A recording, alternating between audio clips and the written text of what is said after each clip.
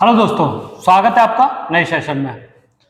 अब तक हमने देखा भाग 1 और लास्ट सेशन में हमने देखा भाग 2 नागरिकता। अगर इस संविधान का सबसे महत्वपूर्ण भाग देखें तो यह संविधान का अब सबसे महत्वपूर्ण भाग है। अगर इस संविधान में मूल अधिकार न हो तो इस संविधान का होना निरर्थक हो सकता है।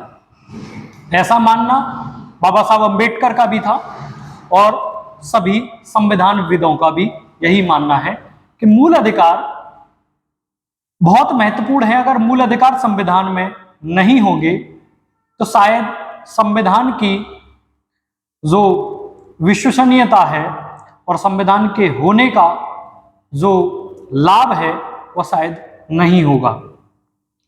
अगर हम भाग 3 को देखें तो इसमें मौलिक अधिकार, मूल अधिकार, फंडामेंटल राइट्स हैं जो आर्टिकल 12 से लेकर 35 तक हैं। मूल अधिकारों को हमने अमेरिका के संविधान से लिया है। अगर हम मूल अधिकारों को देखें तो मूल संविधान में मूल अधिकारों का 7 रूपों में वर्गीकरण था, किंतु वर्तमान में 6 प्रकार के मूल अधिकार हैं, यानी कि वर्गीकरण को 6 प्रकार में बांटा गया है। तो अगर हम देखें मूल अधिकारों को तो यह बहुत महत्वपूर्ण क्लास है और यह केवल एक सेशन में समाप्त नहीं होगी, इसके कई सेशन को हम देख रहे होंगे क्योंकि सबसे ज्यादा महत्वपूर्ण है और पेपर में इससे प्रश्न बनता ही बनता है। क्योंकि आगामी परीक्षा आप देखें तो यूपीपीसीएस की परीक्षा है और यूपी पुलिस की जल्दी ही नोटिफिकेशन आने की उम्मीद है, तो उसमें भी बहुत महत्वपूर्ण हो जाता है और एसएससी एमटीएस की परीक्षा में भी यह पूछा जाएगा ही जाएगा। तो आज का सेशन सभी परीक्षाओं के लिए बहुत महत्वपूर्ण है। यूपी SSC पैट जो इस बार होगा उसमें भी संविधान का अच्छा वेटेज होता है और यहां से प्रश्न बनता ही बनता है। तो शुरू करते हैं आज के सेशन को। अगर हम देखें तो आर्टिकल 12 जो है वह राज्य की परिभाषा कहता है, यानी कि राज्य क्या है, स्टेट। और यहां हम स्टेट का कंसेप्ट में समझ रहे हैं तो देश के कंसेप्ट में हम राज्य को समझ रहे हैं। तो राज्य की परिभाषा के अंतर्गत सभी सरकारें, संघ सरकार, संसद, राज्य सरकार, विधानमंडल, सभी पदाधिकारी और लोकल गवर्नमेंट, यह सभी राज्य हैं। और मुख्यतः राज्य बताने का कारण क्या था कि राज्य को हम परिभाषित क्यों कर रहे हैं, तो राज्य को परिभाषित करने का मुख्य उद्देश्य संविधान में यह था कि हम इनके विरुद्ध अगर यह शक्ति का प्रयोग करते हैं, गलत शक्ति का प्रयोग करते हैं, तो हम इनके प्रति अपने मूल अधिकारों को उच्चतम न्यायालय से मांग सकते हैं, सुप्रीम कोर्ट से मांग सकते हैं। यह ताकत हमें संविधान देता है। तो आर्टिकल 12 में राज्य को परिभाषित किया गया, राज्य की परिभाषा। सरकारें, तो सरकार अगर हम देखें तो संघ सरकार यानी केंद्र की सरकार, राज्य की सरकार, संसद, विधानमंडल तथा सरकारी पदाधिकारी और लोकल गवर्नमेंट इसमें शामिल है। इसके बाद आता है आर्टिकल 13। आर्टिकल 13 बहुत महत्वपूर्ण है। आर्टिकल 13 इसलिए महत्वपूर्ण है कि वह हमें यह अधिकार देता है कि मूल अधिकारों के असंगत या मूल अधिकारों को ओवरलैप करना, अपमान करना या मूल अधिकारों को कम करने के प्रावधानों को रोकने के लिए आर्टिकल 13 लाया गया। आर्टिकल 13 में यह है कि मूल अधिकारों के असंगत कोई भी कानून बनता है, चाहे वह संविधान से पहले हो या संविधान के बाद हो, किसी कानून के द्वारा हो, तो वह उस मात्रा तक या पूर्ण शून्य हो जाएगा। यानी कि कोई भी कानून मूल अधिकारों को छोटा नहीं कर सकता है या मूल अधिकारों को के असंगत नहीं बन सकता है, मूल अधिकारों को कमजोर नहीं कर सकता है। ऐसा कोई भी प्रावधान नहीं बन सकता है। कोई भी समझ लें, कोई भी सरकार हो, संसद हो, ऐसा कोई भी कानून नहीं बना सकती जो मूल अधिकारों को कमजोर करता हो। इसको लेकर कई सारे केस हुए और केस से क्वेश्चन बनता है। सबसे पहले अगर हम देखें शंकरी प्रसाद का मामला है, पर उसको हमने यहां समझा नहीं है, गोलकनाथ से हमने शुरुआत की क्योंकि वो इंपोर्टेंट है। गोलकनाथ वर्सेस पंजाब राज्य का एक फैसला है 1967 में। इसमें सुप्रीम कोर्ट ने यह कहा था कि मूल अधिकार का स्थान संविधान में सर्वोपरि है, तो संसद इसमें परिवर्तन नहीं कर सकती है। अगर हम इस बात को देखें तो आर्टिकल 13 मान लीजिए एक पेयर है, बोला है, और पाई चार्ट से समझते हैं, वेन डायग्राम है। तो अगर देखें 368, तो आर्टिकल 368 क्या है? संशोधन। और आर्टिकल 13 यह मूल अधिकारों के असंगत कोई भी कानून को परिभाषित करता है। तो आर्टिकल 13 और 368 अलग अलग हैं, यह बात गोलकनाथ का केस कहता है। यानी कि 368 के तहत 13 में, आर्टिकल 13 में संशोधन नहीं किया जा सकता है। संविधान में संशोधन जो होता है किंतु मूल अधिकारों में परिवर्तन नहीं किया जा सकता, यह बात गोलकनाथ केस में हुई। फिर सरकार इस बात से थोड़ा रुष्ट हुई। इंदिरा गांधी जी प्रधानमंत्री थी, अपनी ताकत की पराकाष्ठा थी उनकी, क्योंकि वह पाकिस्तान का विभाजन कर चुकी थी, तो ताकत में थी। तो उन्होंने 24वां संविधान संशोधन किया, और संविधान संशोधन जो किया वो 368 में ही संविधान संशोधन कर दिया। अब समझें, 368 में ही उन्होंने संविधान संशोधन कर दिया। संविधान संशोधन में ही संविधान संशोधन क्या था कि संविधान में 368 के द्वारा किसी भी भाग में संशोधन किया जा सकता है, यानी कि मूल अधिकारों में संशोधन किया जा सकता है। यह 24वां संविधान संशोधन कहता है। और अगर इससे देखें तो आर्टिकल 13 भी 368 के दायरे में आता है, यानी कि संसद आर्टिकल 13 में संशोधन कर सकती है। यह बात 24वें संविधान संशोधन में की गई। और 368 में क्या कहा गया? और उसका जुडिशियल रिव्यू भी नहीं हो सकता, न्यायिक पुनरावलोकन भी नहीं हो सकता। यह बहुत खतरनाक चीज है। यह अगर हो जाए कि आप जुडिशियल रिव्यू नहीं कर सकते संविधान संशोधन पर, तो यह कहीं ना कहीं ताकत हमें इंग्लैंड की संसद जैसा बना देती है।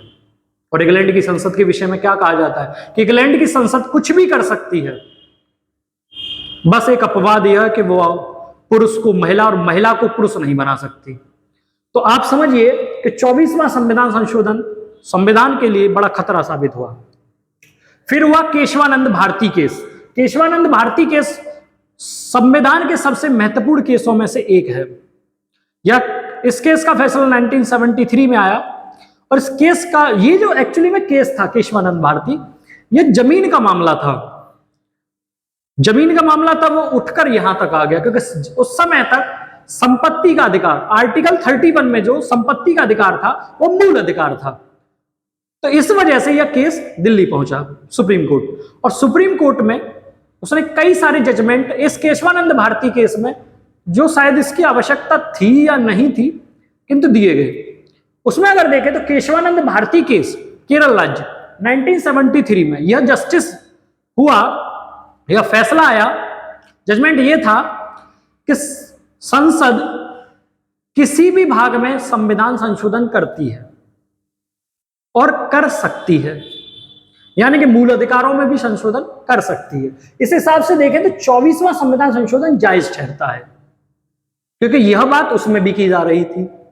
तो केशवानंद भारती केस क्या कहता है कि संसद संविधान संशोधन के द्वारा, आर्टिकल 368 के द्वारा मूल अधिकारों में भी संशोधन कर सकती है, किंतु यह संविधान संशोधन मूल ढांचे के खिलाफ नहीं होगा, बेसिक स्ट्रक्चर के खिलाफ नहीं होगा। तो यह बात अगर देखें तो 13/368 वाली बात केशवानंद भारती केस में भी मानी गई।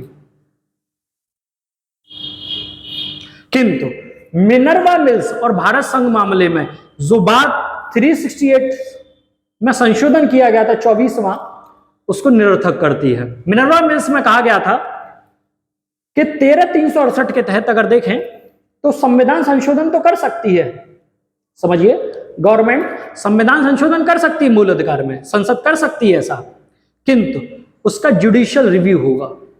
यानी कि इसमें क्या कहा गया, संविधान संशोधन करिए, कोई दिक्कत नहीं, आप मूल अधिकारों में संशोधन करना चाहें कर सकते हैं, कोई दिक्कत नहीं, मगर अंडर जुडिशियल रिव्यू,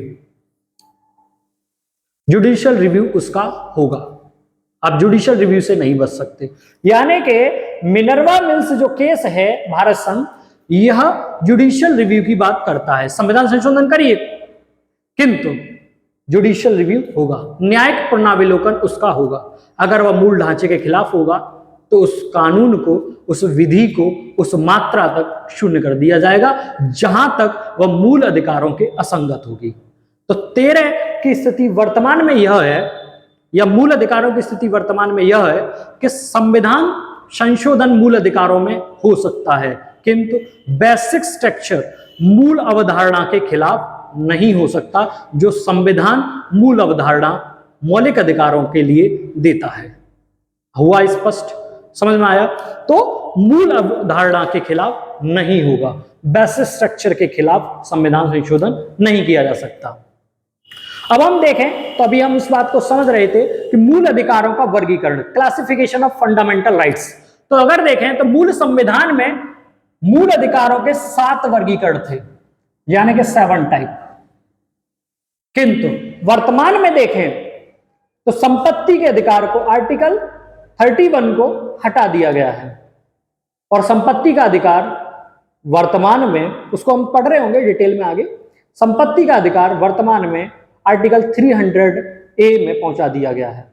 यानी कि आज संपत्ति का अधिकार एक विधिक अधिकार है किंतु वह मौलिक अधिकार नहीं है। वर्तमान में मूल अधिकारों के 6 वर्गीकरण हैं। कितने? 6, और सभी को हम देख रहे हैं। सबसे पहले समता का अधिकार, समता का अधिकार, समझ रहे? Rights of equality. तो समता का अधिकार दे रखा आपको आर्टिकल 14 से 18 तक, आर्टिकल 14 से 18 तक। आज इसको ही हम समझ रहे होंगे। दूसरा, स्वतंत्रता का अधिकार आर्टिकल 19 से 22 तक। शोषण के विरुद्ध अधिकार आर्टिकल 23, 24। धार्मिक स्वतंत्रता का अधिकार आर्टिकल 25 to 28। ठीक है। संस्कृति एवं शिक्षा संबंधी अधिकार आर्टिकल 29 and 30। और संवैधानिक उपचारों का अधिकार आर्टिकल 32, जिसे संविधान की आत्मा कहा जाता है। और बाबा साहब अंबेडकर ने कहा था कि आर्टिकल 32 न हो तो शायद मूल अधिकारों को लिया भी नहीं जा सकता, यानी कि निरर्थक हो जाएंगे मूल अधिकार। वह केवल संविधान में दर्ज होंगे, उनका व्यवहारिकता से दूर दूर तक कोई संबंध नहीं होगा, यह मानना है। तो संवैधानिक उपचारों का अधिकार, यह वो अधिकार है जो आपको मूल अधिकार प्रदान करता है। समझेंगे आगे। तो पहला वर्गीकरण है समता का अधिकार, आर्टिकल 14 से 18। इसको समझते हैं क्या है ये अधिकार और डिटेल में समझते हैं। तो समता के अधिकार में 14 से 18 आर्टिकल है जो आपको सामने दिखाई दे रहे हैं। सबसे पहले विधि के समक्ष समता, equality before law. Equality before law यानी कि विधि के सामने, कानून के सामने सभी समान हैं। कोई बड़ा, कोई छोटा, कोई ऊंचा, कोई नीचा, कोई किसी धर्म का, कोई किसी जाति का, उसमें कोई भेदभाव नहीं होगा। दूसरा, इसमें एक शब्द और है, विधियों के समान संरक्षण से, विधियों का समान संरक्षण, इक्वल प्रोटेक्शन ऑफ लॉ। देखिए, मानते हैं कि कोई ऊंचा नहीं है, कोई नीचा नहीं है, कोई छोटा नहीं है, कोई बड़ा नहीं है, कोई अमीर नहीं, कोई गरीब नहीं है। किंतु आप समझिए, दिल्ली में संसद है, पूर्वांचल, बिहार, झारखंड, छत्तीसगढ़ और उड़ीसा के किसी गरीब गांव से या कोई आदिवासी क्षेत्र से आने वाला व्यक्ति, एक अनपढ़ व्यक्ति, किस प्रकार से किसी एक अमीर व्यक्ति, मान लीजिए कोई बड़ा इंडस्ट्रियलिस्ट किसी व्यक्ति के अधिकारों का हनन कर रहा है और कोई केस होता है, तो एक आदिवासी व्यक्ति किस प्रकार से उस व्यक्ति के समान हो सकता है, आप समझ सकते हैं। दिल्ली में सुप्रीम कोर्ट है, कैसे आ पाएगा वो, कैसे उसके पास वह अधिकार होंगे, कैसे वह एक वकील की फीस और ये सभी आने जाने का खर्चा कैसे वहन करेगा? तो गवर्नमेंट इस चीज के लिए प्रयास करती है। विधियों का समान संरक्षण से मतलब है कि दोनों वादी जो हैं पिटिशनर, दोनों को इक्वल लाकर खड़ा किया जाए। तो जहां हमें विधि के समक्ष समता नेगेटिव वे में है, वहीं विधियों का समान संरक्षण इक्वल प्रोटेक्शन ऑफ लॉ हमें क्या देता है? हमें पॉजिटिव लॉ मान सकते हैं इसको। राज्य व्यक्ति को विधि के समक्ष समता या विधियों के समान संरक्षण से वंचित नहीं करेगा। तो आप समझे, विधि के समक्ष समता क्या है? गरीब और अमीर, ऊंचा नीचा, किसी धर्म किसी जाति से बिलोंग करने वाला व्यक्ति समान होगा कानून की नजरों में। किंतु विधियों का समान संरक्षण क्या होगा? विधियों का समान संरक्षण यह होगा कि जो कमजोर तबके से बिलोंग करता है व्यक्ति, वह वादी, उसको बराबर का मौका कानून की मदद, कानून का न्याय देने के लिए किया जाएगा। यह है विधियों का समान संरक्षण। हुआ स्पष्ट? आर्टिकल 15 क्या कहता है? आर्टिकल 15 जो कहता है वह बात करता है भेदभाव की, डिस्क्रिमिनेशन, प्रोहिबिशन ऑफ डिस्क्रिमिनेशन, यानी कि कोई भी भेदभाव नहीं किया जाएगा। किन आधारों पर? राज्य किस आधार पर, या राज्य या कोई भी संस्था किसी व्यक्ति का जो आधार है उन पर भेदभाव नहीं कर सकती। कौन से आधार हैं? धर्म, रिलीजन, मूल वंश या नस्ल जिसे बोलते हैं, नस्ल, रेस, जाति, कास्ट, लिंग, जेंडर, सेक्स, जन्म स्थान, बर्थ प्लेस के आधार पर भेदभाव, डिस्क्रिमिनेशन नहीं कर सकती, उसका प्रतिषेध है। तो धर्म, मूल वंश, जाति, लिंग व जन्म स्थान के आधार पर विभेद का प्रतिषेध, विभेद नहीं किया जाएगा, डिस्क्रिमिनेशन नहीं किया जाएगा। समझ में आया? तो इसको प्रोहिबिट किया गया है। किसको? भेदभाव को। किस आधार पर? धर्म, मूल वंश, जाति, लिंग व जन्मस्थान के आधार पर। अगला, लोक नियोजन के विषय में अवसर की समता, यानी कि यह जो आर्टिकल है मुख्यतः जुड़ा हुआ है सरकारी नौकरियों के प्रावधान से। सरकारी नौकरियों में सभी को बराबर का मौका दिया जाएगा, यह आर्टिकल 16 कहता है। लोक नियोजन, समझ रहे हैं? सरकारी नौकरियों में सभी को बराबरी का मौका दिया जाएगा। इसका अपवाद क्या है? अनुसूचित जाति, शेड्यूल कास्ट, अनुसूचित जनजाति, एसटी और अति पिछड़ा वर्ग, अदर बैकवर्ड क्लासेस, तो इनके लिए अपवाद है। अपवाद क्यों है? क्योंकि यह जो समाज है वह हाशिए पर खड़ा हुआ है, marginalised people for a society. और अगर सोसाइटी को आगे बढ़ाना है, समाज को बराबरी के मौके पर लाना है, तो इनके लिए विशेष प्रावधान किए जाएंगे। और इसी विशेष प्रावधानों में हमें आरक्षण दिखाई देता है, रिजर्वेशन की जो अवधारणा है वो यहीं से आई है। जो अपवाद है वह अपवाद यहीं से आया है, रिजर्वेशन से। रिजर्वेशन की अधिकतम लिमिट अगर देखें तो इंदिरा शाहनी केस में 50% निश्चित थी, किंतु सुप्रीम कोर्ट ने यह भी कहा था कि किन्हीं विशेष परिस्थितियों में 50% से ज्यादा भी हो सकता है, किंतु उसके लिए आपको क्या देने पड़ेंगे? एविडेंस, यह आवश्यक है या नहीं है। तो इंदिरा शाहनी केस में अधिकतम लिमिट क्या है? 50% आरक्षण की। समझ में आया? रिजर्वेशन में तो आरक्षण जो शब्द है या आरक्षण की जो अवधारणा है सरकारी नौकरियों में, वह हमें आर्टिकल 16 में दिखाई देती है।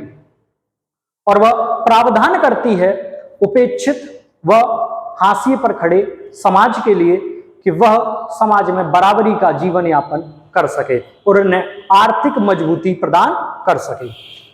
आर्टिकल 17 जो कहता है अस्पृश्यता का अंत, यानी छुआछूत का अंत, abolition of untouchability. Abolition of untouchability अगर हम देखें तो इसका मतलब क्या है? हमारे समाज में लंबे समय तक एक भेद रहा कि यह ऊंचे हैं, यह नीचे हैं, इनके साथ नहीं बैठ सकते, सामान्य सी प्रक्रियाएं रही हैं। उसको खत्म करने के लिए हमारे देश में संविधान ने हमें अनटचेबिलिटी का कानून दिया और वह उसका अंत करता है, अस्पृश्यता का अंत, अबोलिशन ऑफ अनटचेबिलिटी। तो अगर हम देखें इसे तो अस्पृश्यता बहुत बड़ा इश्यू है, इसके लिए कानून भी बने। महत्वपूर्ण कानून है एट्रोसिटीज एक्ट। एट्रोसिटीज एक्ट अगर हम देखें तो वह भेदभाव को बैन करता है, प्रतिषेध करता है, उसको कानूनी रूप से दंडित भी करता है। कानूनी अपराध है अनटचेबिलिटी, याद रखिएगा इस बात को, बहुत महत्वपूर्ण आर्टिकल है, पूछा जाता रहा है। तो अस्पृश्यता का अंत, अनटचेबिलिटी का अंत किसमें है? आर्टिकल 17 में, बहुत महत्वपूर्ण है यह आर्टिकल।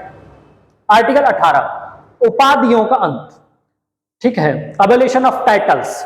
यह क्या है? तो सरकार किसी को भी टाइटल्स नहीं दे सकती, उपाधि नहीं दे सकती, अपवाद है वो भी बताएंगे। यह टाइटल्स क्या है? किसी के आगे, मान लीजिए प्रधानमंत्री हैं, नरेंद्र मोदी जी पहले मुख्यमंत्री थे, वर्तमान में प्रधानमंत्री हैं, अगर वह अपना नाम लिखेंगे तो नरेंद्र मोदी ही लिख सकते हैं, ऐसा नहीं कि वो प्रधानमंत्री नरेंद्र मोदी लिखे। तो प्रधानमंत्री टाइटल को, टाइटल्स क्योंकि अबोलिशन है इंडिया में, तो टाइटल्स नहीं लगा सकते आप आगे। कोई भी पद है या कोई भी आपको पुरस्कार मिला तो आप आगे नहीं लगा सकते। इसी को लेकर एक विवाद पैदा हुआ था, जो कि भारत में पुरस्कार मिलते हैं, भारत रत्न, पद्म श्री, पद्म विभूषण, पद्म भूषण, इसके लिए भी विवाद हुआ था। हाँ, मानते हैं कि यह पुरस्कार मिलते हैं, मगर कोई भी व्यक्ति इनको अपने नाम के आगे प्रयोग नहीं कर सकता। जैसे सचिन तेंदुलकर साहिब, जो क्रिकेट के गॉड माने जाते हैं, उन्हें भारत रत्न दिया गया, तो वह अपना जो नाम लिखेंगे वो सचिन तेंदुलकर ही लिखेंगे कहीं पर भी, ऐसा नहीं है कि वह भारत रत्न सचिन तेंदुलकर लिखे। तो उपाधियों का अंत, यह बात आर्टिकल 18 में की गई है। तो यह उपाधियां आप आगे, टाइटल्स आप यूज नहीं कर सकते। हाँ, अपवाद हैं, दो अपवाद हैं, आप समझ सकते हैं। अपवाद क्या है? तो अपवाद है शिक्षा, जैसे विद्या, और दूसरा है सेना। सेना के लोग, सैनिक अधिकारी और शिक्षा व्यवस्था से जुड़े लोग टाइटल्स प्रयोग कर सकते हैं। जैसे आप समझें, कोई व्यक्ति है, अंडर ग्रेजुएट है, मतलब ग्रेजुएशन की है, पोस्ट ग्रेजुएशन करता है, तो जैसे उसका नाम है, कोई अमुक नाम ले लीजिए, मान लीजिए दीपक नाम है उसका, दीपक कुमार, जो भी आप समझना चाहें, टाइटल लगा पीछे सरनेम लगाने से दीपक कुमार है। अगर वो पीएचडी कर लेता है तो फिर वह डॉक्टर दीपक कुमार हो जाएगा। समझ रहे हैं? पीएचडी से वह टाइटल यूज कर सकता है क्योंकि उसने उसके लिए शोध किया है। तो शिक्षा व्यवस्था में आप उपाधियां अर्जित कर सकते हैं, तो आपको डॉक्टर आगे लग सकता है नाम के आगे। तो यह है आर्टिकल 18। उम्मीद है आपको यह सेशन बहुत अच्छा लगा होगा। आप स्क्रीनशॉट ले सकते हैं इसका, क्योंकि बहुत महत्वपूर्ण है।